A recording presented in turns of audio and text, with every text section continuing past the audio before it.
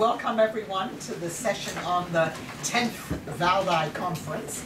And I'm delighted to be joined again by Dr. Jeffrey Mankoff, who's the Deputy Director of the Russia-Eurasia program at CSIS and also an adjunct professor at Georgetown, who will be teaching again next semester. Well, as I said, this was the 10th Valdai. I am a lifer, so this is my 10th one I've been. And because it was the 10th anniversary, the format was different this time, and they went all out to give it much more publicity. So there were 250 people there. Unlike the previous Valdais, where the Russian participants have come for the first 2 days to discuss things with their foreign counterparts and then have had to leave when we meet with the opinion makers, the Russians stayed for the whole thing, which I think was much better, and met with all of the Russian officials and opinion leaders too. And I would say, I mean, it's gotten a lot of coverage on TV networks, and I think we have to say, as we know, that Valdai is a very successful Russian soft power project. And when one goes there and understands that as an outsider, I think you can learn a lot, but I think we certainly have to realize that. I would say one impression, and I've asked Jeff to talk about the session with President Putin, is I've never seen President Putin that self-confident, that self-assured. He seemed to be in very good form. When asked about his plans for 2018, he said that he would not rule out running again. And in fact, when someone later on asked about Angela Merkel, who hadn't been re-elected yet, he said, see, she's getting a third term too. So, of course, he already has a third term, so we'll be talking about a fourth term. But anyway, he certainly did not rule that out. We also had a very impressive array of officials, and we won't talk, I mean, maybe Jeff will talk about some more of them. We won't talk about all of them, but we had, in no particular order, Sergei Sobyanin, just re-elected as Moscow mayor, Sergei Ivanov, head of the presidential administration, Sergei Lavrov, the foreign minister, Vyacheslav Volodin, who's the deputy chief of staff, who most of us have never seen before, so it was interesting to see him, Sergei Shoigu, defense minister, and then we had Ramzan Abdullatipov, the head of Dagestan. We were supposed to have Dmitry Peskov, but he, for various reasons, didn't speak, and so there was Abdullatipov instead, and that was also a very interesting person to listen to. Then we had the opposition there. Now, we've had the opposition in previous years, sometimes, sometimes not, and we've had them in different numbers. But this time there was a larger number of them, and they had a prominent speaking role too, and I'll talk a little bit about that. But what was very interesting, and I'll be interested to hear your thoughts too, that the way President Putin dealt with and interacted with the opposition was in such a way that one felt that whatever problems that had been perceived in the Kremlin after the demonstrations in December 2011 and then the rest of the demonstrations, they seem to have calculated that that was sort of over now, and they could have these opposition figures there and engage in a dialogue with them. What that means, you know, we can talk about that later. Obviously, if you look at the blogosphere, some of these opposition politicians have been criticized by other people in the opposition for going to Valdai, but they were certainly there. You could certainly see there that Russia feels that after the Syria initiative, its international prestige has been raised. That was very much on display there. That it wants to play a much more active role in the Middle East in general. One of Putin's foreign policy goals, major goals all along, has been that Russia should have a seat at the table on all important international decisions. Its voice should be heard. It clearly has gotten that now, particularly with what's happening in Syria. And this is really the first time in over 20 years that Russia has brought forward a credible initiative that the international community can follow, unlike what happened in the 90s in the Balkans, when obviously it responded negatively to a lot of what was done, and after it's complained a lot about not being, its views not being taken into account.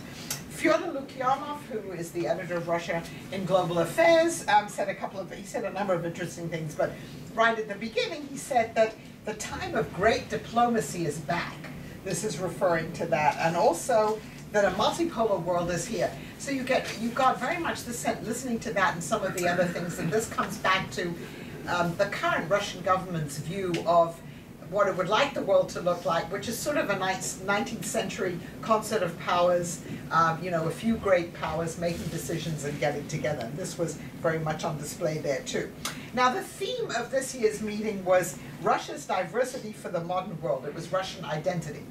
I would say that's been the implicit theme in a lot of the Valdais, even though, for instance, when we had a session on energy, we talked about Russia as an energy superpower, but identity has been the theme running through all of them. But this time it was explicitly to talk about what should Russia's identity be going forward. We had a session at Georgetown that I know some of you attended in the summer, one of the preparatory sessions. They did one in Shanghai, one in Berlin, and one here, on the question of Russian identity. And we'd had Valdai Fyodorov, who's the head of CERES, which is a Kremlin, connected close to the Kremlin polling organization. And what was interesting about that was, and we had also here someone from the Pew polling center who talked about polling data on American views of America's national identity and how Americans feel about their society. And some of the Russians have said, we don't understand how Americans can still be so confident in their own society, given all the problems you have in America, because that data looked a little different than some of the Russian data. So that some of these themes came back again at Valdai. So we had an introductory panel on the great themes about identity and globalization. And Sergei Karaganov, who of course is one of the co-organizers of Valdai, said, and I think he's quite right, that victory in World War II remains the one idea that still unites all Russians. And then he was actually very critical. He said the major problem was the emptiness in our heads. That was his phrase. We don't know what our identity should be. We don't know how to move forward on this. And he also said, you know, we've wasted the last 20 years, which I think is a very harsh judgment. I would myself say that about Russia. But again, this question of what is it that Russians can look to, all Russians of different ethnicities, and what can they say about this? So that was definitely one of the themes. Now, identity came up in the panel on Eurasia, and I just wanted to say a little bit about that. Again, Lukyanov said we've left the imperial paradigm behind. The Eurasian Union that President Putin wants to organize is a new form of relations between Moscow and the former Soviet states. It's one of equal relations, so he gave a rather positive spin on this. Then we had the former Moldovan president, Lucinci, there. He gave a rather different view. He talked about Russian bullying. He talked about the economic pressure that Russia is putting on Moldova not to sign an agreement with the European Union. Of course, it's banned Moldovan wine again. I gather the European Union has just said that it would like to import Moldovan wine. And so he was very explicit about this. And then we had Ukrainian participants, including a person on the panel, not an official, but he talked about, of course, Ukraine faces this choice in the next couple of months. Well, it's also an EU choice. Does Ukraine sign an association agreement with the European Union? And if so, what impact would that have on Russia trying to get Ukraine to sign up to the customs union and eventually the Eurasian Union? And he also talked about the pressure, as if you've been following this, that Russia has been putting on Ukraine in terms of trade. And we heard from President Putin and others that if Ukraine were to sign such an agreement, then that would very adversely affect Ukrainian-Russian economic relations. So clearly, to put it mildly, the view of Russia and some of its neighbors on what Eurasia is and how Eurasia should go forward is rather different. Another theme about identity was kind of inter-ethnic and inter-religious relations. And so the second day, we went to the Iversky Monastery, which is very near. We stayed in the Valdai Hills in a resort there. It's been beautifully restored, apparently with support from the Kremlin. And we had a panel with Metropolitan Hilarion, who has in fact been to Georgetown before. And then we had two imams and we had a rabbi. And so the theme was interethnic relations and religion. And Hilarion gave a very, very strong message, focusing again on cultural values, and Putin obviously returned to that too in his speech when he spoke. He was deeply worried, he said, about the spread of liberal ideas among Christians, especially Protestants. He said that the Russian Orthodox Church categorically is against the Western concept of human rights, And by that he meant the tolerance, the open tolerance of homosexuality and gay marriage, and other ideas, he said, that undermine Christian morality. And as a side note, I will say that one of the participants was a British man who does research on kind of global image branding. And he said, not publicly, but in a private conversation, that Russia's image has gone up globally in the last year. It has a more positive image than it did before. And that's largely because there are, of course, a number of countries in the world that support conservative moral and social values and believe that the West is decadent.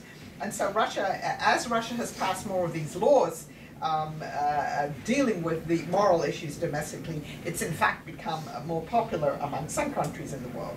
Hilarion also talked about illegal migrants in Russia and attributed most of the crime in Moscow, for instance, to illegal migrants, which is sort of what Sobyanin himself said. I mean, he tried in his speech to kind of be, you know, not completely be explicit about that, but certainly implied that. So there was discussion about that.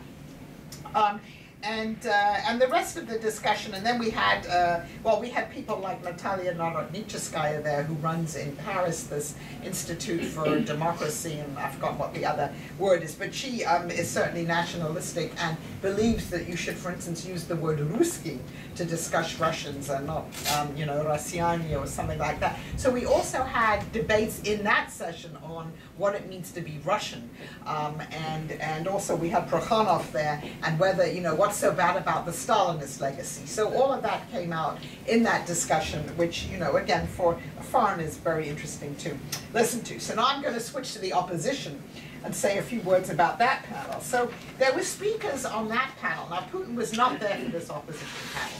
Putin came on the Thursday. This was before then, but so he was not in the audience. But we had Vladimir Ryzhkov, of course, former member of the Duma, who no longer is in the Duma, but is a prominent opposition politician. We had Ksenia Sobchak, whom I'm going to talk about most because she gave a very articulate vision.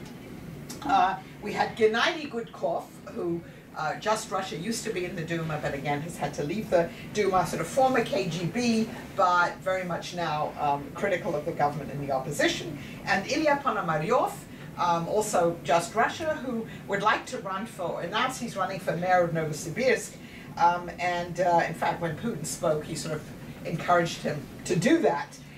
We also had Yevgeny Roizman, that was very interesting, who the newly elected mayor of Yekaterinburg, who was supposed to come back for the session with President Putin, but I think he maybe didn't because I didn't see him in the audience. But he was very charismatic. He's a real Paul in the American sense. I mean, he came on the stage and the way he interacted in his panel, you know, with the other opposition people and other leaders, regional leaders, was very interesting.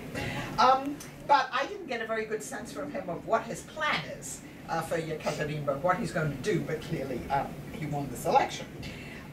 So let me say a little bit about what Ksenia Sobchak said, because these themes came back again and again in the conference. She said, I want to talk about my generation, you know, people in their early 30s. She said, we don't like the old Russian-Soviet patronage network. We don't need patronage. We don't want a leader who tells his children what to do. We want managers who are accountable to the population to run Russia. We didn't grow up in the Soviet Union. We have no nostalgia for the Soviet Union. We don't care if Russia is a velika держава, a great power or not. And we don't want to be dependent on the state. We don't want handouts from the state. We want to be self-sufficient. We want to be self-motivated. The Duma doesn't represent us. People in the Duma don't have anything to say for us. And we want to rely on ourselves. Now, she did admit that she's talking about, you know, the urban, educated young population. She didn't claim to speak for people, you know, in the provinces. But anyway, she said, you know, this is the generation she represents. She said, we don't have a post-imperial syndrome and we don't like anti-Americanism. It shouldn't be the basis of our foreign policy. We like going to Europe and the United States. We like interacting with our counterparts. And this is what we want. And so she was pretty well applauded by some people in the audience, not all of them. All of the opposition figures that were on the stage there criticized the conduct of recent elections, be they in Moscow, other parts of the country. They all criticized the lack of freedom of expression. They criticized what they say is the unjust persecution of people who were in the Bolotnia, people who are in prison now. I guess Pussy Riot came up too. Then there was all this buzz, you know, these rumors about was Navalny invited to come or not. And I think the story is that Alexei Navalny was invited to come and he decided not to come. But even there, you know, there were rumors about what it, and there's a lot about that in the blogosphere too. Okay, the final thing that I will just, again, turn to something different again is to just talk about the session we had with Sergei Lavrov, the foreign minister. And again, he was in very good shape and he seemed to be, you know, again, self-confident. And particularly what he said about Syria, some of which he said before, but I think not all of which quite in this package. He said, we're not trying to protect Bashar Assad himself, but we want a strong, secular Syria that respects the right of all groups, particularly Christians, other minorities. He claimed that 75% of the opposition in Syria is linked to al-Qaeda. I believe his source for that was the Daily Telegraph, but I think some other figures have come out more recently too, which, you know, more or less actually reinforces that. He said, we were close to Hafez al-Assad, to the father, and we have close links to the Syrian people and the Syrian state. He interestingly said that I don't think we're going to be able to get all of the chemical weapons in Syria, but if we get most of them, that's going to be good too.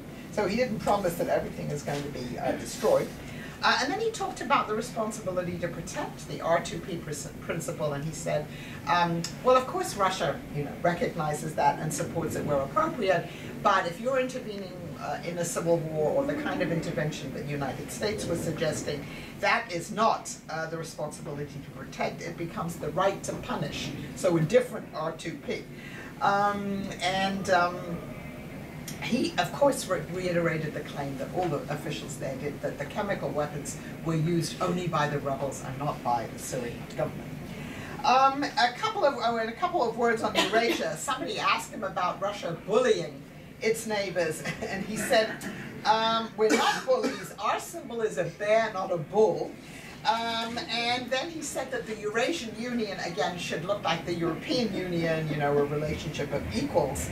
This is particularly because the subject of Armenia came up. And as you probably know, Armenia was talking to the European Union, but then has now signed on to the Eurasian Union. And the last thing that he said that was a little bit different from what one heard, at least in Washington, was that he was talking about the summit that never was, the summit that President Obama canceled after the granting of political asylum to Edward Snowden. But even before then, at least the White House said, you know, we were trying to prepare a summit and come up with agreements, but we weren't getting a response from the Russian side, and we didn't really know what we were going to do at this summit. And he said that there were 3 agreements that had been prepared, one on investment cooperation, one on scientific cooperation, and one on peaceful nuclear cooperation, which I guess was actually subsequently signed. But he said we had an agenda, and then of course we couldn't go forward. It's a somewhat different story. I think these agreements maybe were not the agreements that the White House was talking about. So there were lots of other interesting things, but that's just an overview of some of it, and I will turn to Jeff now to talk about some of the other things. Excuse me, among other souvenirs, brought back a cold. Yeah, so as Professor Stent said, Putin was in very good form this year. This is the 3rd year that I've been to Valdai, so I don't have quite the same breadth of experience with the forum that she does, but certainly compared to how I've seen him the last 2 years, he was much more engaged, much more willing to engage in a give and take with people who were addressing him, and much more patient. He stayed on stage taking questions for close to 4 hours. And then, as I gather, had a smaller dinner with some of the permanent members of the Valdai Club afterwards. So this was a very long night, and most of the questions that were being directed at him were respectful, even if some of them were a little bit pointed. But nevertheless, I mean, this was clearly a feat of endurance. He started off by giving a prepared speech from the podium, And then afterwards sat down for the Q&A on the stage, and flanking him on the stage were 4 people. Foucault, the former German defense minister, François Fillon, the former French prime minister, Romano Prodi, former Italian prime minister, and then Dimitri Simes from the Center for the National Interest here in Washington. And that format seemed a little bit odd because I couldn't quite tell what the role of the other 4 participants was supposed to be. I mean, clearly this was, Putin's moment. I mean, perhaps they were there to make sure that he was in his element. One of the more interesting moments came when the moderator turned to Foucault and asked him to comment on Syria, and he said, no, I'm not going to do that. What I am going to do is reiterate the point that Ksenia Sobchak made earlier about having to open up the political system to representation and participation by this younger generation. Now, in terms of Putin's actual speech, it focused on this idea of Russia's identity in the modern world and Russian diversity. And the diversity point, to me, was interesting because when we think of diversity, we normally think of ethnic and possibly religious diversity, and certainly that was a piece of what Putin talked about. He criticized the nationalists who said, Russia must be for ethnic Russians. He said, we can't be drawing lines and accusing Tatars and others of somehow being not Russian. That's going to lead to the collapse of the state in the long run. But he also talked about ideological diversity, and he said that we have to bring together the different political and ideological strands that we have in the country. He said, the liberals have to talk to the leftists, and the statists have to talk to the liberals. And that Russia's identity is somehow a mix of all of these.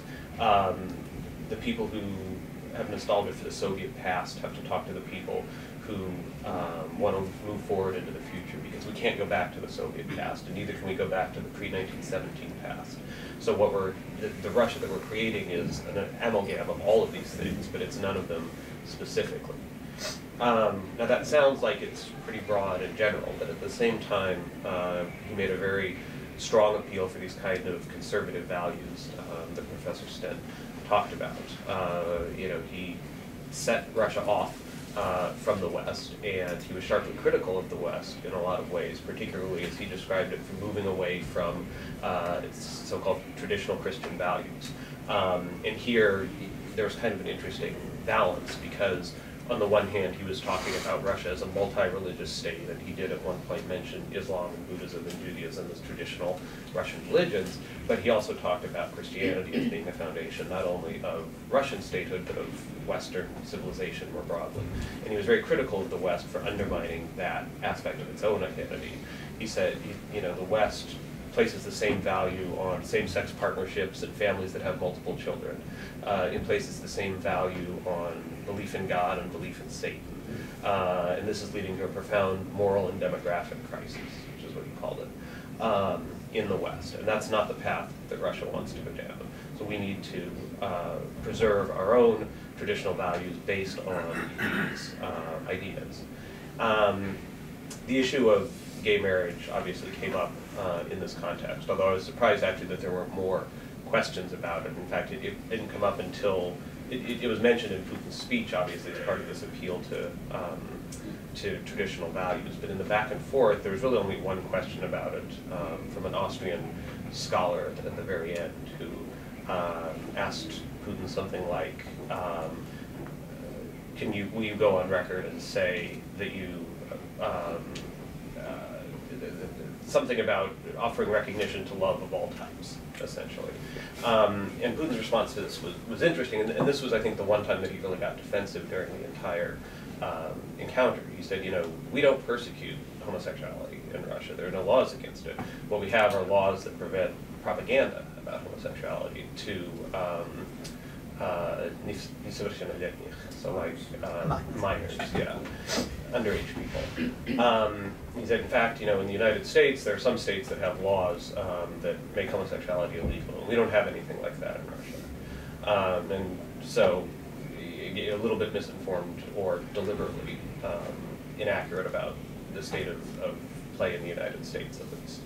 Other than that, I think the most interesting thing about this session with Putin was the participation of the opposition in it. Because, again, opposition's been there in the past, but usually not for the meeting with Putin, which has been basically for the Western participants. So not only was the opposition in the audience this time, but the entire encounter, the entire session with Putin was televised. So viewers were able to see the back and forth that took place. Now the cameras were stationed. We were sitting in an auditorium with the stage sort of up front. And the cameras were stationed towards the back in the audience. So they were focusing on the stage, which meant that people at home couldn't see who was asking the questions. And in fact, it was supposed to be anonymous, but on a number of occasions people identified themselves, or Putin actually had a back and forth with some of them. But the viewers could only see what was going on the stage. And so several of the opposition figures got up there and asked questions. And so this was the context in which Ponomaryov talked about potentially wanting to run for mayor of Novosibirsk. And Putin said, yeah, I would encourage you to do that. And this was building on a theme that had been discussed earlier in the conference, during the session with Vyacheslav Volodin, where he talked about how the opposition needs to build up a base for itself at the local level. Opposition politics has to start at the grassroots, and we can't have people just coming in and thinking that they're national figures. They need to start out, sort of prove themselves at the local level, I guess, and then they can kind of move up and maybe be governors and maybe eventually at some point in the future participate in national politics. Ksenia Sobchak again got up and sort of reiterated this point about reopening the political system. Putin said, yes, I agree, Russia deserves a better political system than it has, without, of course, implicating himself in that personally. But, agreeing with that general premise. And he addressed her informally and personally as well. He said, well, Ksyusha, this is kind of what I think. And so, he was very affable, and again, apart from this question at the very end about homosexuality, he seemed to be very comfortable engaging in this kind of back and forth, sort of explaining his position, justifying why things were the way they were, not really getting testy. And that, I think, he gave a good accounting of himself, and I think a good accounting to the Russian public that was going to be watching this on television. My sense about the calculation involving having the opposition participate is, I think, similar to Professor Stent's, which is to say that I think there's a recognition that, on the one hand, opposition is not going away. It's there, it's a real phenomenon in society, and that it can't simply be swept under the rug or dealt with solely through repression.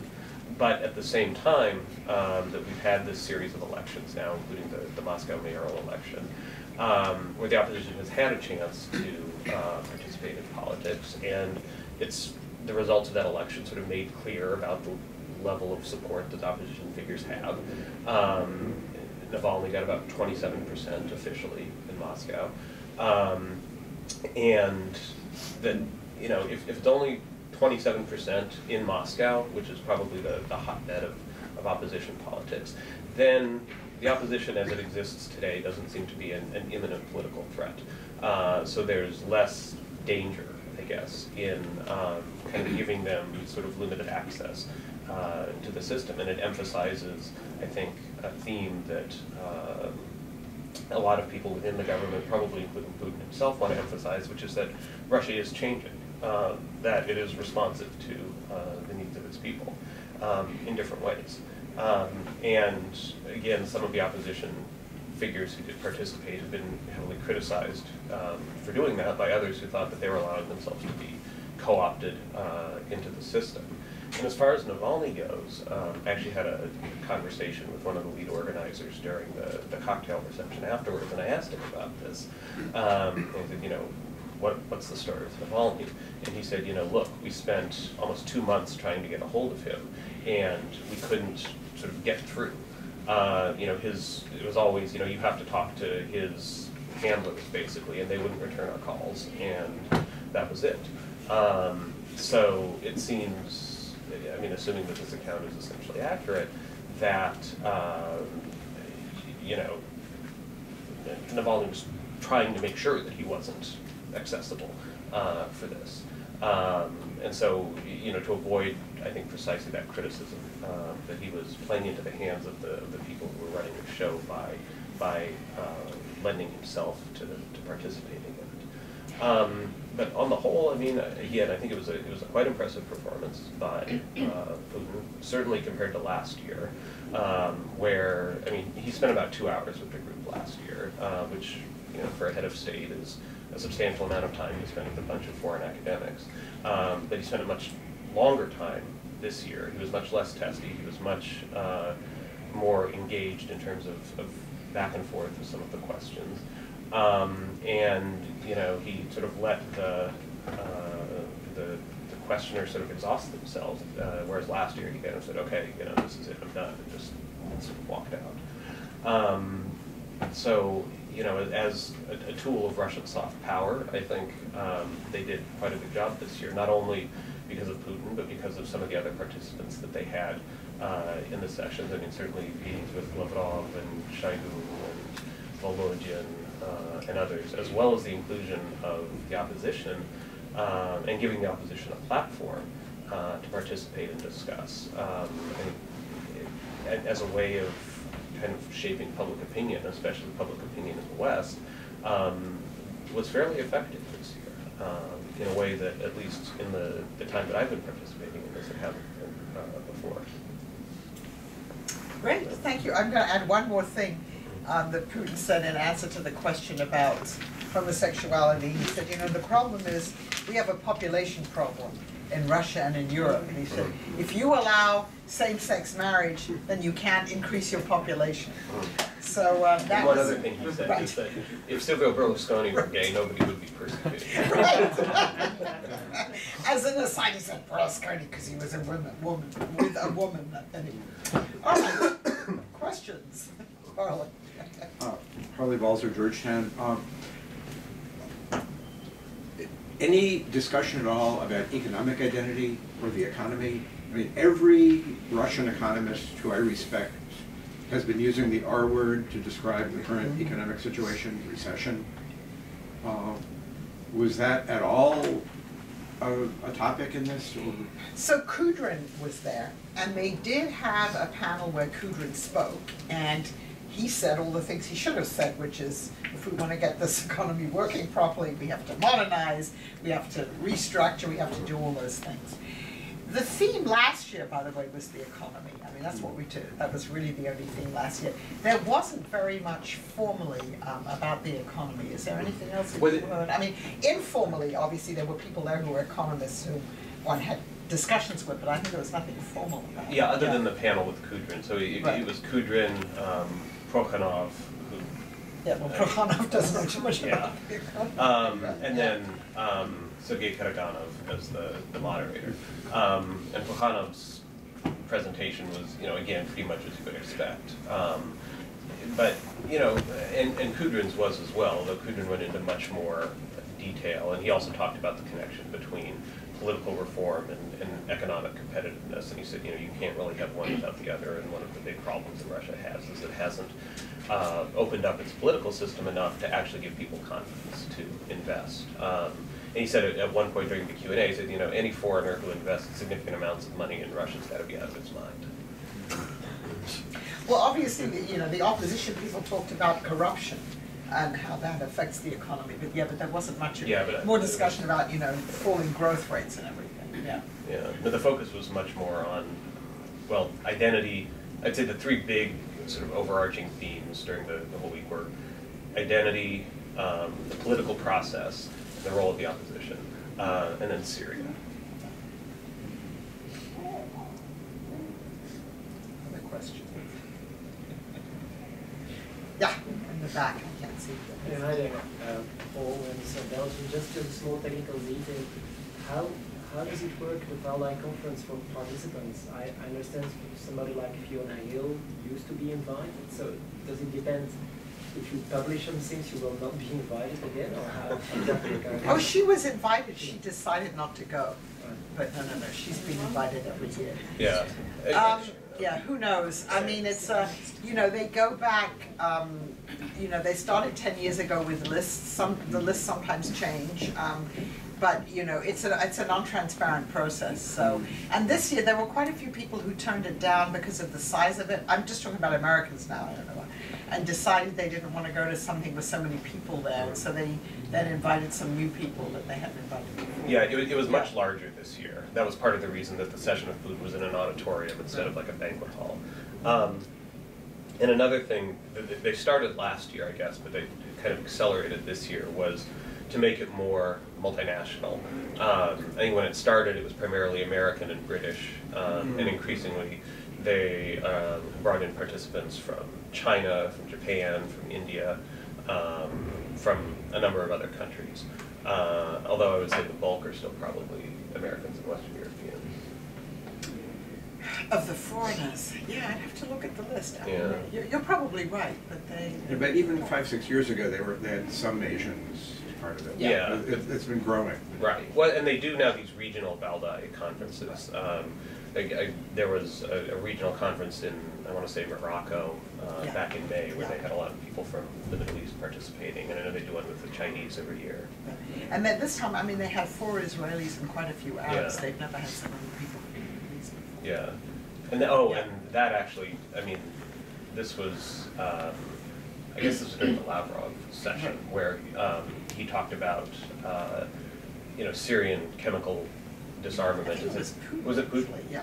Yeah, it was, you know, talk about the need for Syrian chemical disarmament. He said that has to be part of a bigger process of creating a WMD-free zone across the Middle East, and the Israelis were extremely nonplussed. This was in the Israeli media 2 seconds later.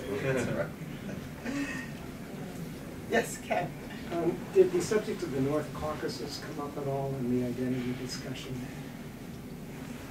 Well, I mean, it did in the sense, obviously, we had Abdullah Tipov there, and he was trying to put the best cast on what was happening in Dagestan, and it's complicated, but they're sort of trying to improve the situation there. I mean, and really also in the session in the monastery where the imams were talking about, you know, the problems, the persecution that Muslims feel in Russia. So, I mean, clearly this North Caucasus was there, but we didn't, it was sort of skirted around more. I mean, there wasn't really any full session on, you know, what could you do about it? You know, what could the resolution be? But obviously an acknowledgement of the problem. And then, you know, with Hilarion and again with Sobyanin, you know, the inferences that, you know, illegal migrants, let's say from the North Caucasus, are causing so many problems in Moscow. And then there was a discussion among some of the opposition people and some of the Russians on the platform about how many people actually live in Moscow. Well, this is when Sobyanin spoke, and obviously they're very different calculations depending on how many illegal people you think are there and how much the population swells. And obviously Sobyanin was trying to, you know, give the impression that, you know, they're dealing with this fine and there aren't that many illegal, you know, that the population is smaller than what other people said, but there was no focused sort of discussion on what to do about it, and it was almost as if it's a problem that really no one wanted to touch upon. Yeah, I mean, it came up tangentially in the discussion of Syria too. I mean, part of, you know, the justification for why Russia continues to support Assad is because of the fear that if that government falls, you're going to have, you know, these al-Qaeda-linked figures come to power, and that's going to have knock-on effects in the North Caucasus. Did you get a sense, too, of what they're looking for from the United States from all of this? To follow their example, Follow right? their example, you know, yeah. Well, not to attack, obviously. Yeah. Don't use force. Right. Don't attack. And, you know, cooperate with Russia in this whole process. And by the way, we also got, I've forgotten whether it was Shoigu or Lavrov who said that, but there's no proof that Iran has done anything that it shouldn't have done in terms of its nuclear program. I mean, they've said this along, but we had it reiterated again. Again, so what, you know, again, they want the United States to go along to understand that, you know, we have to treat, you know, you have to be very careful what you do about Iran, and that, again, there's no proof that they haven't, that they've done something that they shouldn't have done with their enrichment program. But you know, I mean, I guess in Putin's at various points, he said pretty critical things about, you know, the United States and sort of, you know, pushing it, trying to throw its weight around. And also, in general, the impression being that kind of the US is on the decline and the Europeans on the decline. I mean, that was conveyed by different officials too. Yeah. I mean, Lavrov made an interesting comment where, you know, he talked about how we should take the opportunity of this agreement on Syria to build trust more broadly in the relationships. I think kind of noting that there are opportunities to do more, and that it's sort of unfortunate that we've had all of these spats over the last couple of years, and you know, maybe if the United States pursues a more reasonable course, particularly in Syria, we might be able to start getting this agenda moving forward again. And then during Shoigu's presentation, somebody asked him about NATO expansion, and he'd been very sort of cool and professional in his presentation up to that point, and he got really emotional about NATO expansion.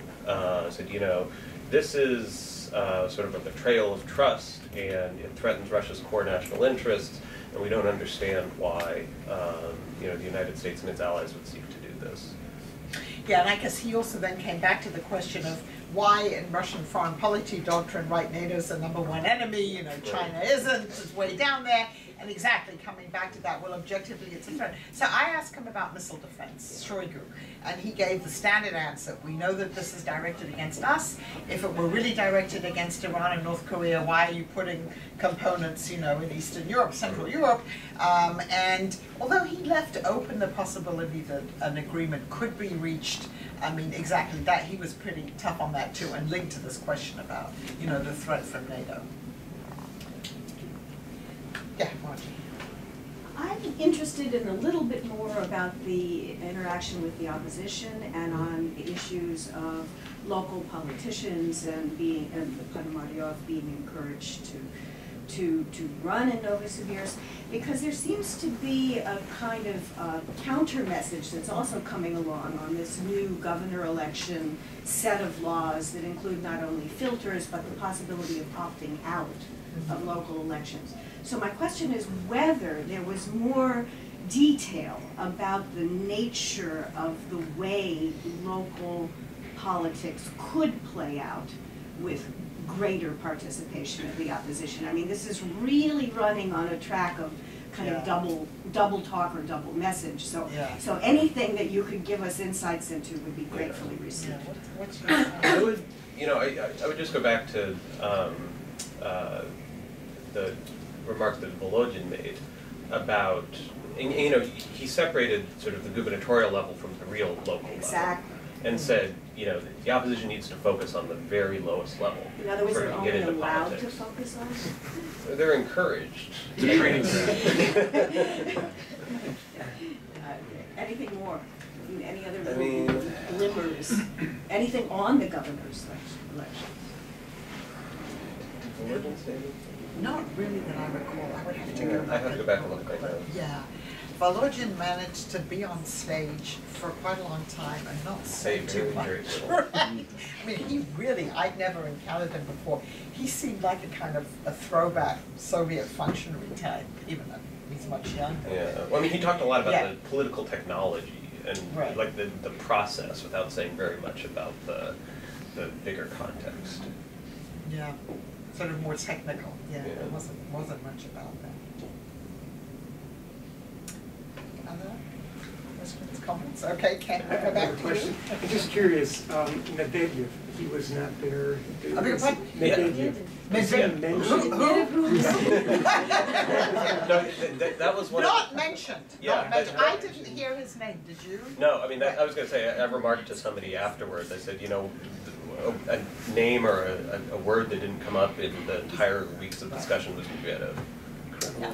I mean, Shuvalov's name came up because there was a discussion of these corruption allegations against him, and then a defense of saying whatever he did before in terms of his business, he did before he went into government. So in terms of the actual government, Shuvalov was really the only one. He wasn't there, but his name came up. But no, Medvedev's name was not mentioned.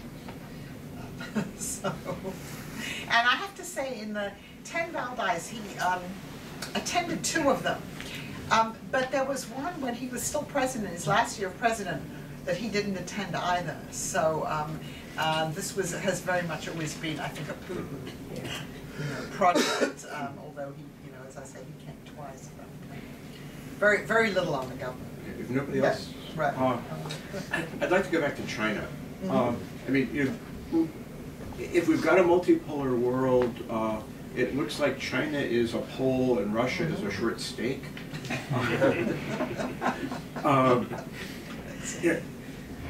Right after Valdai, they went to Bishkek, and Xi Jinping practically shoved Putin out of the picture of the photo op for the leaders. China has opened up opportunities for both Turkmenistan and Kazakhstan to ship oil someplace other than through Russia.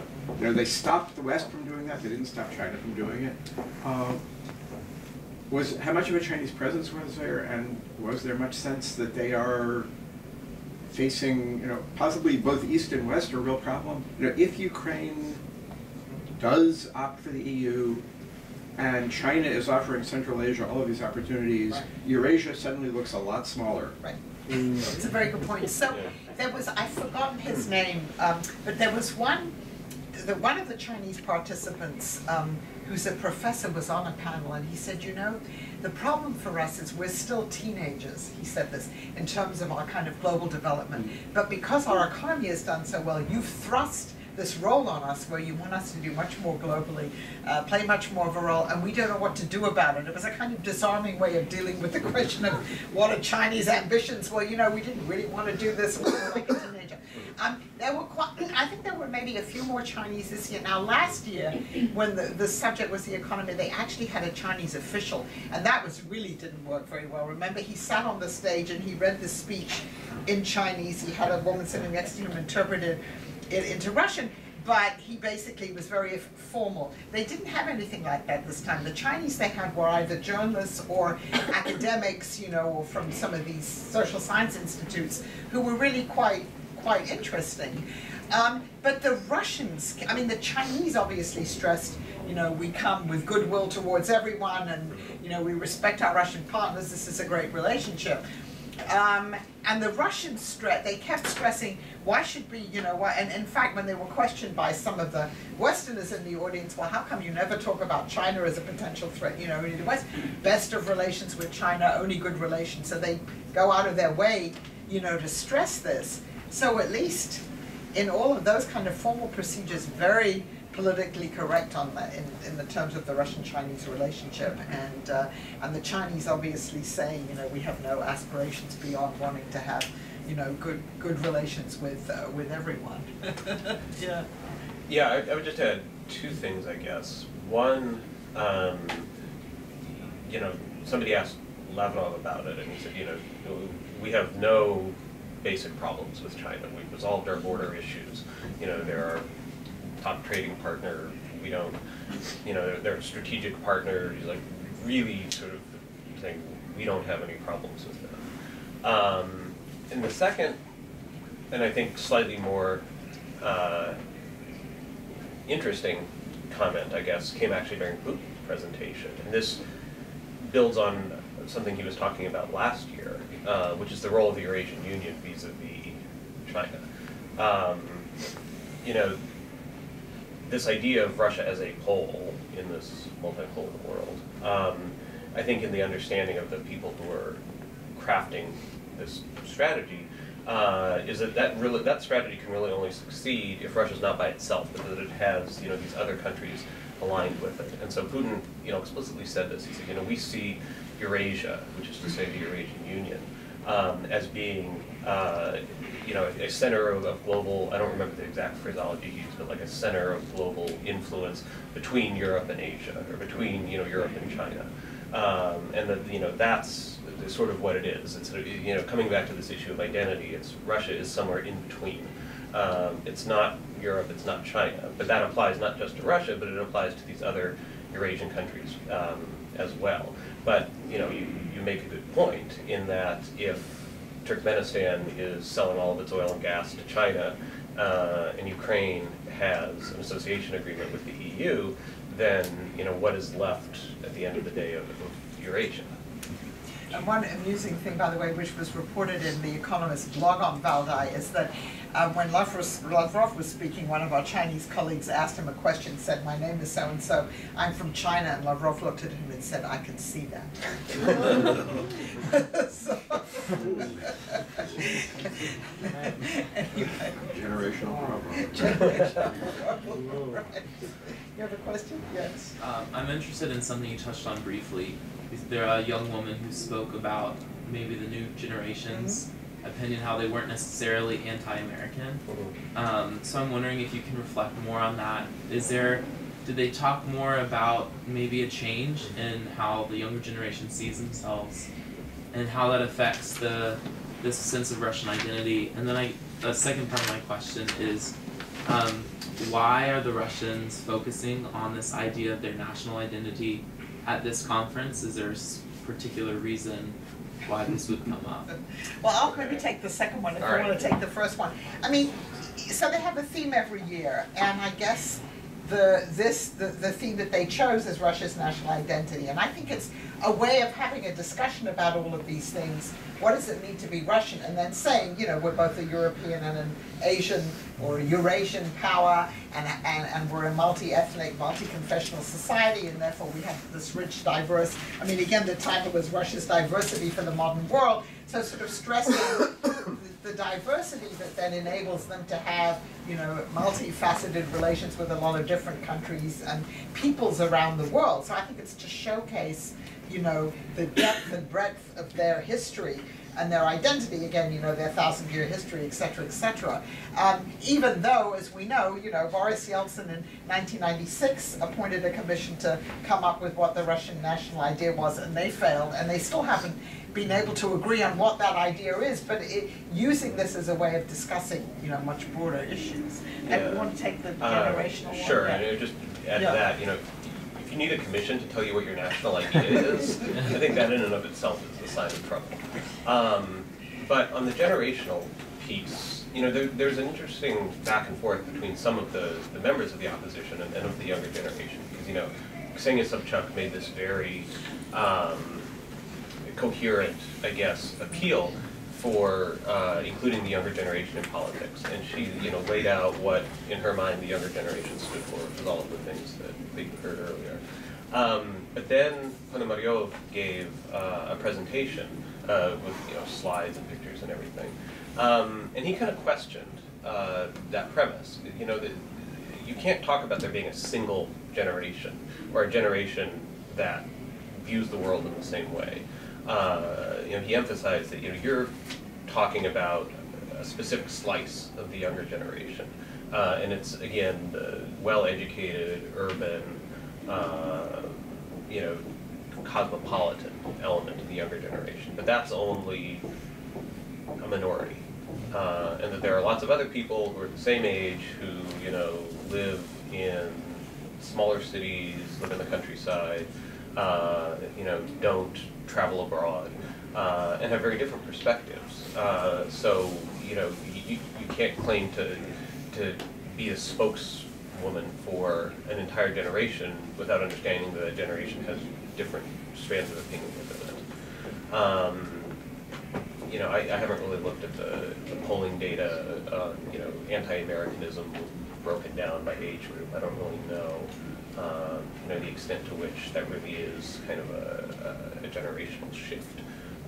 You know, certainly going back many years, I think the Kremlin's calculated that anti-Americanism is a political tool that it can use to rally certain elements in society behind the political program that it's trying to push. And this gets back to the point that Professor Stent made about how, you know, Russia's international image has improved as it has tried to, emphasize some of these conservative values. And I think anti-Americanism plays a similar role, domestically in particular, but also, to some extent abroad. We can see, like, during the Iraq War, how this was also an element of what you could call Russian soft power. This is the world that we stand for is one in which, countries don't go around telling other countries what kind of government they can have. It's a world where, you can't just simply decide that you're going to be a coalition of the willing and you're going to go invade some other country, where you actually have to abide by international laws. It's embodied in the UN, and that was a very effective appeal that the Russians made, and I think they do something similar domestically with the anti-Americanism. Although, again, and like as I said about Shoigu, there is also, I think, a real sense of grievance about American actions among at least a large swath of the political elite that has to do with things like Iraq and Yugoslavia and the like. And so some of it may be tactical, but I think some of it is also a recognition of the way that people really relate to what the U.S. has been doing. And if you're Putin, and one of your main appeals to the Russian people is, in the 1990s, Russia was collapsing, it was humiliated, and I've come to power and I've restored the economy and Russia's greatness. What's the 1990s? For a lot of Russians, and maybe even younger ones who don't know much about it, it's, when the US came in, and that, that's, so the story is, and told the Russians they had to do this, helped support this kind of crony capitalism and the rise of the oligarchs, and humiliated Russia in terms of, what was happening in NATO enlargement, the wars in the Balkans, etc. That narrative hasn't gone away. All right, one more question, yes. Valery Kovalevsky, MSFS program. I wonder if Putin was asked any questions about the Polish conflict with Belarus, because there was this interesting development, and also my question about was there any discussion about how Russia expects the United States and European Union behave in Eastern European region while Russia conducts this assertive foreign policy in these lands? I don't recall anything on the Belarus issue. I don't think Belarus I don't think that really came up. And, on Eastern Europe, they had the former Polish Prime Minister Szymankiewicz was there.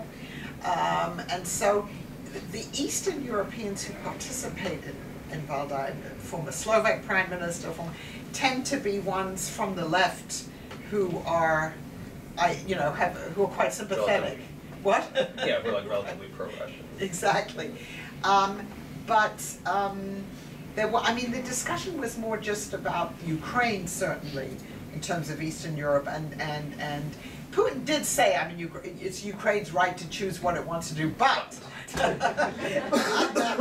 if they choose to go with the European Union, then, they're really threatening their own economic livelihood, and they can't go on trading with us the way they want to. He said less about Moldova. I think he was obviously more concerned about Ukraine. Yeah. Right. He said, we respect Ukraine's sovereignty. This is their choice. However, there will be consequences, and these are what those consequences are going to be. It's Ukraine's sovereign choice, but we would really like to see Ukraine line up with us. And he talked about. He said it's a totally economic issue. He said there's nothing in this about geopolitics. And then I guess a couple of days later, Glaziev made some fairly inflammatory remarks about possibly encouraging Ukrainian separatism and military and all kinds of things. That didn't come up. They emphasized really the economic side of all of this. And there was one interesting bit about Moldova, though. This came up with Putin, where he said, if they decide to sign an association agreement with the EU, they're not going to be able to trade with us. So what's Moldova going to do? Sell its wine in Europe? Do you think the French or the Italians are going to buy Moldovan wine? Actually, that's really stupid. The boycott of the Georgian wine made the industry a lot better. Yeah. They're making a much better product, and they're selling it. They're selling it abroad. Including here. And the Moldovans can do the same thing. Yeah, and the EU again has just said, I think today I read that they're open to importing. They'll buy more. Yeah, but particularly, Putin's thing was, would the French drink Moldovan wine? Okay, great. Well, thank you very much for coming, Jeff, and participating, all of us, and thank you all. Yeah, thanks.